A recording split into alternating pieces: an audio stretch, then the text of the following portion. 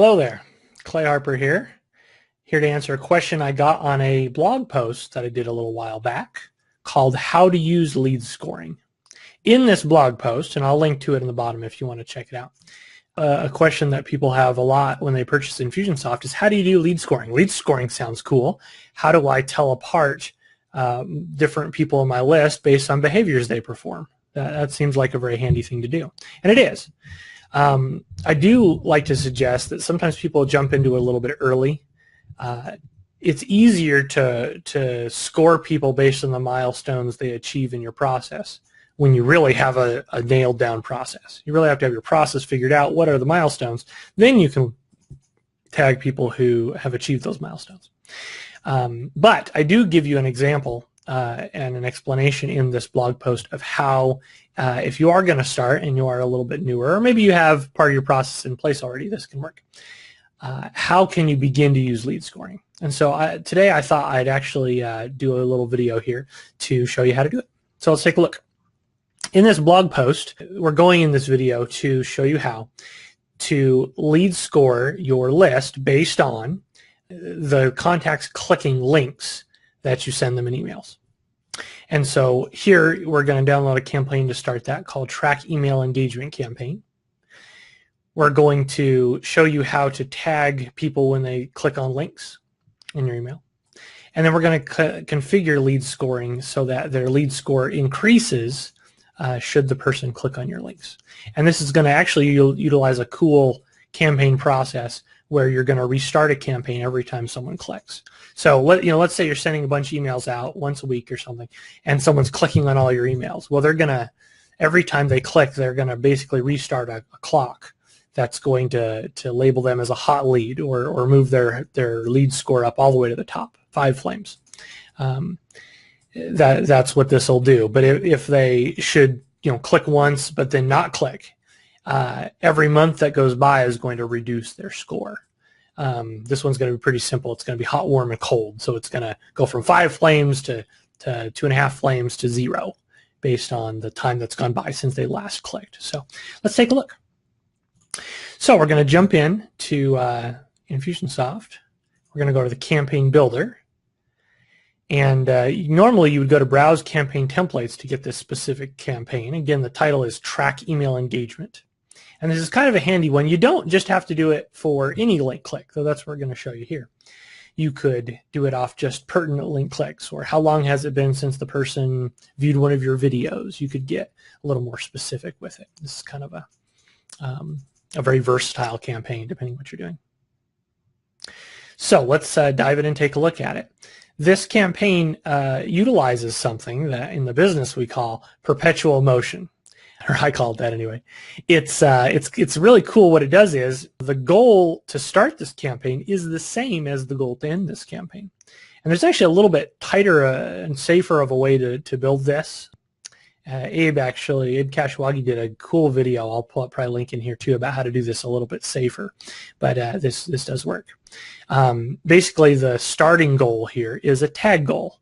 With a timer start tag will begin this campaign, and the timer start goal also ends the campaign. What that means is when someone gets this tag slapped on them, however it is applied, it will pull them out of the campaign if they're already in it, and then start them in it again. Or if for the very first time, just start them in this campaign. So it's kind of cool, and we're going to take advantage of that to do some neat stuff. When we jump inside this campaign, we see we're immediately doing some tag dancing. Let's take a look what it's doing. So first of all, when they enter, we're going to slap the hot tag on them. In a minute, we're going to show you how to make this tag, the hot tag, alter their lead score. And then we're removing 3 tags. What are we doing there? Well, we're removing the timer start tag. Again, the reason we're removing that tag, that's the tag that starts this campaign. We're removing it so that we can apply it again later to stop this sequence and restart it. And we're also applying the warm and the cold tags. So let's keep going. We're going to apply a note to their record. This is just for keeping track of how many times they've been through this. Kind of useful to know.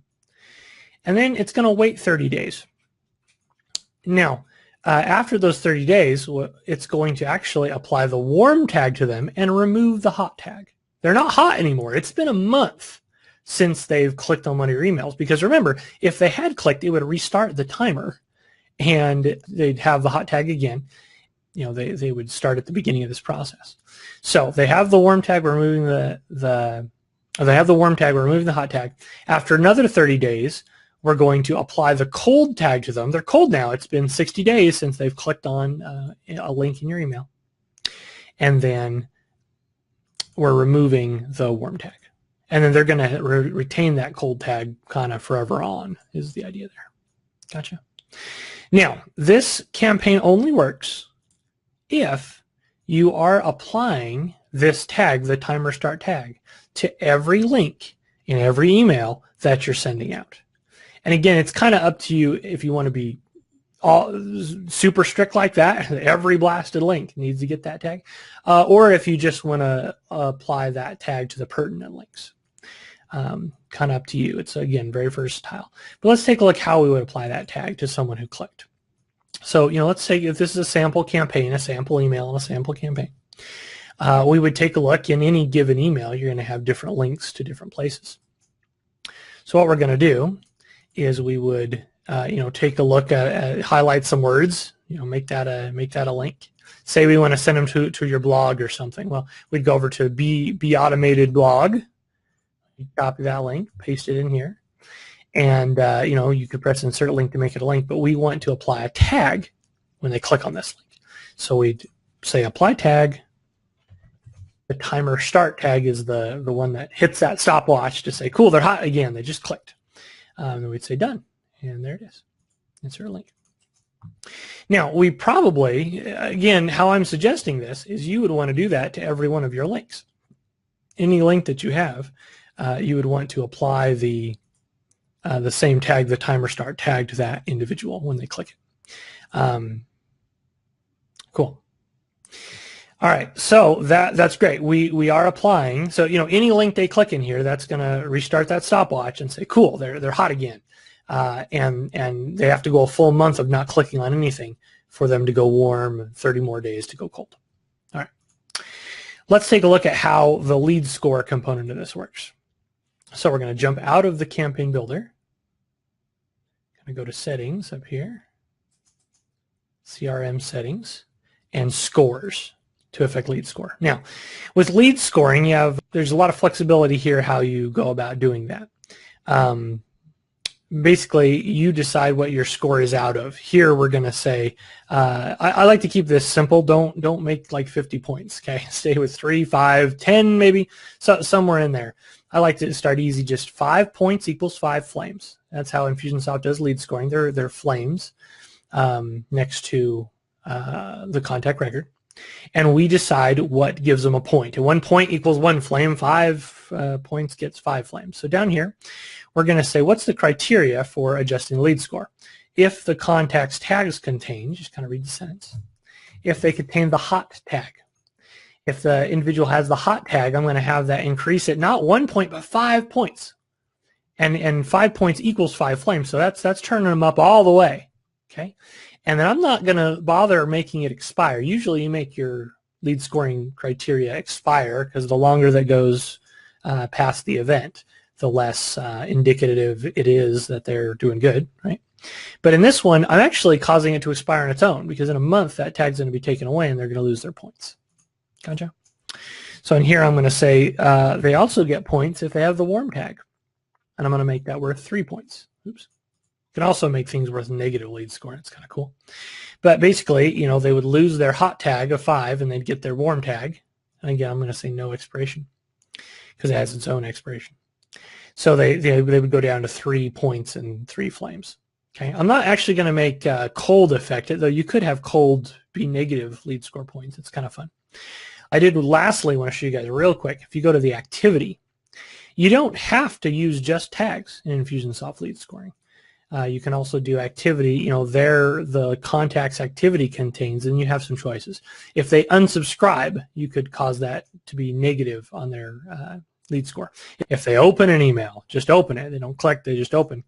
You know, if they fill out a web form, and I want to be clear on here, this is any web form submission. You can't say one specifically. any web form submission, or any link click. Okay, so that's lead scoring real briefly, and a cool campaign that you could begin to implement for your business, even if you don't have everything fleshed out in Infusionsoft. That's a good place that you could start. Thanks.